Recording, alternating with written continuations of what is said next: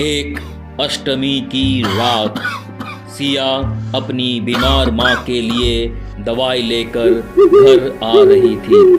सिया के रास्ते में एक प्राचीन मंदिर पड़ता था, तो वो उस मंदिर में कुछ मिनट आराम करने के लिए रुक गई। तभी उसे लगा कि जैसे मंदिर के अंदर से कुछ आवाज़ें आ रही है।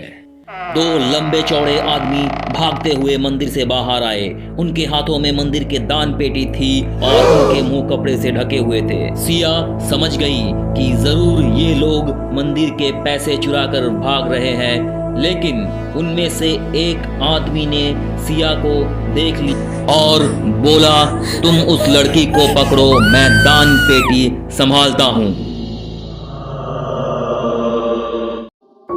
सिया अपनी जान बचाकर भागने लगी और उनमें से दो चोर उसका पीछा करने लगा।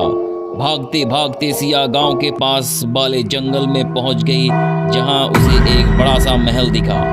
वो महल रानी दुर्गामती का महल था, जिसके बारे में सिया बचपन से कई रहस्यमयी किस्से सुनती आ रही थी। सिया के पास कोई चॉइस नहीं थी और वो छुपने के लिए दुर्गामती महल में चली गई।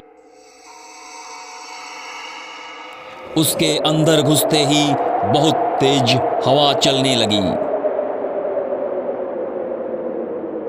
महल के एक कोने में एक बड़ी सी पेंटिंग लगी हुई थी। उस पेंटिंग में लाल साड़ी पहनी हुई एक औरत के गले में फंदा था और वो औरत उसी फंदे से लटकी हुई थी। तभी अचानक दीवार पर लगी वो पेंटिंग धम से नीचे गिर गई और सिया को अचानक बहुत तेज ठंड लगने लगी। सिया ठंड से कांप रही थी और वो इधर उधर खुद को ढकने के लिए कुछ ढूंढने लगी।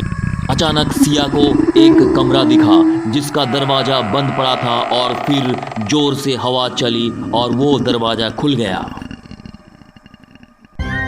सिया जैसे ही उस कमरे के अंदर गई, उस कमरे में एक लाल रंग की साड़ी पड़ी हुई थी। उस लाल साड़ी के बगल में एक पुरानी सी किताब भी पड़ी थी। वो किताब हवा से अपने आप खुल गई। सिया ने देखा कि उसमें रानी दुर्गामती के बारे में कुछ लिखा था।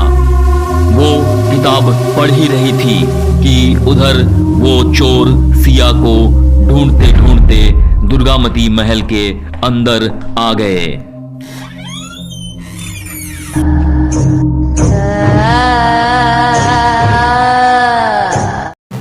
इन दोनों चोर ने सिया को ढूंढने के लिए अलग अलग डायरेक्शन में जाने का फैसला किया। एक चोर ऊपर चला गया और दूसरा नीचे ही सिया को ढूंढने लगा। सीढ़ियों से ऊपर चढ़ते हुए उस चोर को दीवार पे एक स्विच बोर्ड दिखा। उसने स्विच ऑन किया तो हॉल की सारी लाइट जल गई। लाइट जलते ही उस चोर को जमीन पर खून के पैरों के निशान दिखे। उसे लगा कि शायद सिया को भागते हुए चोट लग गई होगी और वो उन निशानों को फॉलो करने लगा।